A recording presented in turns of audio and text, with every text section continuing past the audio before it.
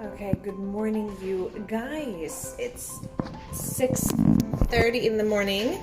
I hope you guys do love Valentine's Day. I always make sure that Valentine's Day is a special day in our family, in our Rodriguez family. So today I'm gonna bake some homemade bread. I don't have oh my gosh, I can't come up with a word.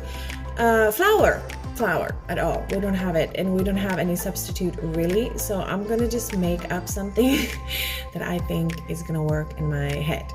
So apart from that, I'm gonna do egg toast, a little muesli plate with yogurt and coconut protein powder, and a fruit plate and cheese, ham, and turkey. So follow me. Okay, so I made like a mix of walnuts and oats. Just put it in there.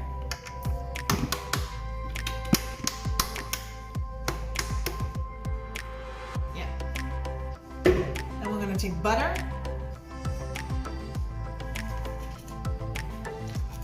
I just washed my hands for everyone that asked it. You did my best. Just I'm not measuring here because of course I feel like I have to put the butter here. Okay, so I'm not measuring here because I feel like I don't have a recipe, so I'm just going on my fingertips feelings here. Just get the butter in there. I think I want more butter. Butter is always good when you're baking, especially when you're baking bread, because if not, it has a tendency to be very dry. And in Sweden I use something called kasella, which is like a creamy, milky thing to make it even more fresh, or like tender, or whatever you can say. The opposite to dry when it comes to bread, at least.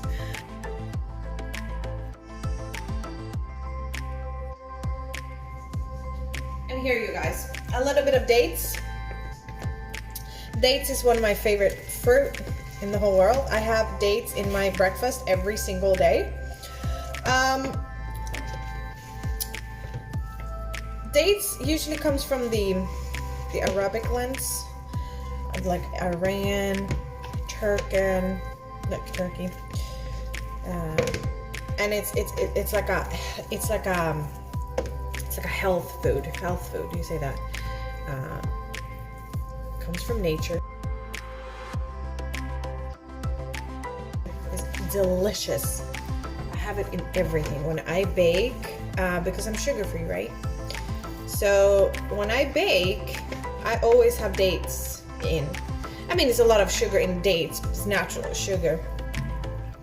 So I bake brownies, I bake cakes, whatever it is. I use dates as a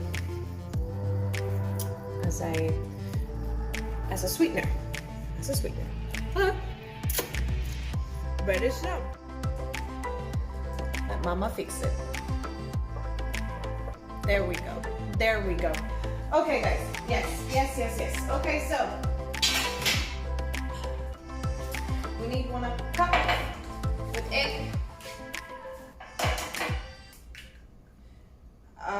And the egg yellow part, we're gonna snush it a little bit over the bread, whatever you say in English. We say pensla in Swedish. Wrap the egg up. And then be with me here. Yes. Just use your hands if you have to. Usually we are supposed to have one of these penslar, which is, I don't know how to say it in English. You know what I mean? Like one of those things that you just wrap on top of the bread. Okay, and there we go. A little bit more here on the side. There we go. Use your hands. That's what we got hands for. Yeah. Don't be shy. Okay, so there we go. Make small holes with the fork. Stick. Get the air in there, and then you guys put it in the oven for 10 to 15 minutes. A new kitchen. That's what it is. Just looking around like a crazy Isabel. So you, whatever you want to put on this, I just saw my belly. You see, yeah, it's coming. Yeah, it's cute. Okay, so yes, put in a little bit of butter because we're gonna fry things in this. I like butter. I like Swedish butter. We have something called Bregott, which is very salty butter, and it's absolutely fantastic to have on your sandwiches, to fry in. Like, it makes a really good taste. Yeah. So cut the bread. Cut the bread. I'm just making 2 of these because I'm gonna use, we have other bread, so we don't want to eat too much bread, especially me, because I'm trying to be healthy. So we're just gonna do 2 breads, and the rest I'm gonna do because I'm gonna make a Valentine's 3-course dinner today. So the not the main course, but the course before that, the pre-course or whatever it's called, I'm gonna use this bread, and I'm gonna make a champignons cheese sauce thing and drip it in it, and it's gonna taste delicious. I did it once before. I made it up in my head. Most of the things I'm going to tell you guys, all of the recipes I've seen maybe somebody do something, and then I just mix it up and make it my own thing. That's how I like to do it. Just try different things. Okay, this wasn't as cute as I wanted it to be, but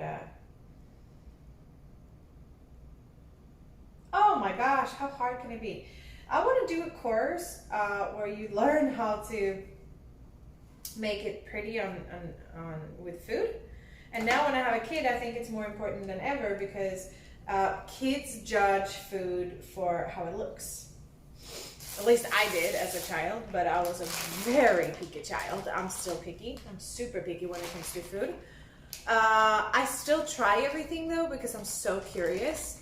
I couldn't just say no to stuff. Like, I have to try things just to try them, just to be like, I try that, you know, like I know what it is. So apart from that,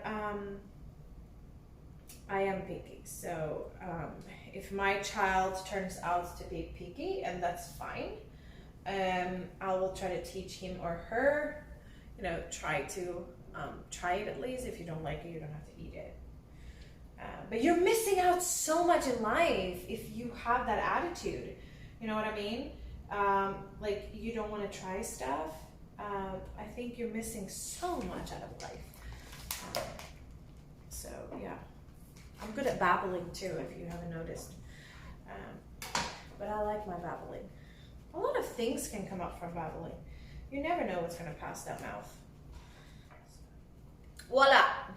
Chick, chick, chick, chick, chick. Okay, so 1 plate done. The last, I made some homemade muesli. Not in the oven, because doing muesli in the oven with like honey and stuff is delicious, right? But I made homemade with cashews, oats, cinnamon, some seeds. I don't know how to say it in English, but I will show you. As you can see it there. Linfrön, we say in Swedish.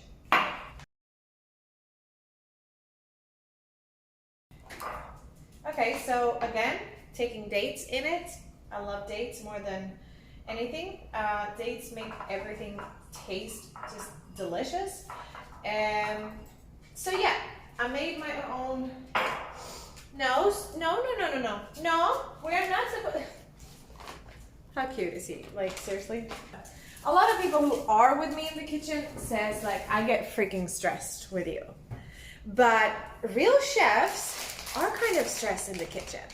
Probably not when they're home. They're probably, like, enjoying every single thing. But my husband is very, very hungry right now, laying in bed, and he wants to start the day. You know, he wants to work, and I respect that. He's the most hardworking man I've ever met. So for him sitting in the room waiting for me, and then you think, why doesn't he come and help you? That's not his job. This is what I love to do. I make this because I love it. I make this food. Hey, no, baby. No, no. You see this? I try to raise him right. But yeah. So, what was I saying? Yeah. Hector does not like to cook at all. I love cooking. I love being in the kitchen. For me, kitchen is like, it makes me in peace. It's fun to try new things, and so forth and so. But he hates cooking. So we made a deal when we got married that I take care of the kitchen and he pays for the house. So I think that's fair. More than fair.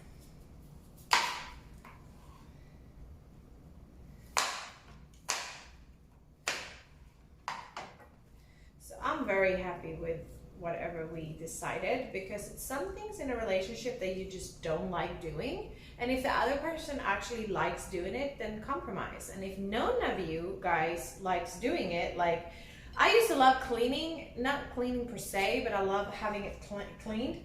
And I used to be very, very hard on how it should be cleaned. So when me and Hector, we first moved in together, we had every Friday we were cleaning the house. And we lived in a very small apartment, so we really shouldn't have taken that long. But for me, because I was such a cleaning freak, it took hours, and he was just cleaning. And I remember going after him after he cleaned the house, like cleaned after him. And that is super rude. That is something that you just don't do. And I came up with myself, like, how rude is that? Like, he cleans and then I go after him like he's a dumbass and he doesn't know how to clean, which he does, but it's just me not, you know, you don't even like this, or do you? So no, it became like a thing, and I said to him in the end, you know what? Let me do this because I want it in a certain way and you don't do it that way. So I'm just gonna be the one cleaning, and then you help me each and every day put things in the dishwasher and take it out, and I do the big cleanups every week. So we decided on that. But then when we moved to Costa Rica, you know, things changed a lot, and we both got our business running really much. So I really didn't have time to do those big cleanups, and also our houses got bigger. We just got a cleaner instead. So now we have a cleaner each week coming, fixing, doing all those things that we really don't have time for because we have a lot of meetings. So it's a lot of work here. So I really don't want to spend my time cleaning while I can actually work and make my own money. So it's about sacrificing. What would you rather pay for than not doing? You know, what are you more comfortable of having than not having when it comes to your life? I just lost what I was gonna say, but yeah, that happens a lot in my pregnancy. I start babbling about something, and suddenly I'm just like, I was saying something and then I forgot it. Okay, this banana is really brown, which makes it more sweeter. Hector has a super hard problem with the brown thing. I would eat it anyway. So we're just gonna leave the good part for him. But yeah, so everything in life, I think, is compromise, right? You compromise all the time. Like, what do you not like? What do you not want to do? And it might sound spoilish, but I don't think it's spoilish at all, really. If you don't like cleaning and you rather use your money to pay somebody to do that job so you have time to do something else, I think that's a smart move. Okay, you guys, this is the final thing. Bread, fruit, avocado. The bread, look, it's really, really good. I tasted it a little bit. Here's my muesli.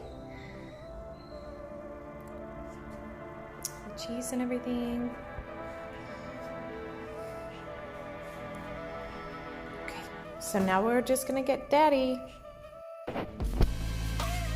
Okay, happy Valentine's, my little love.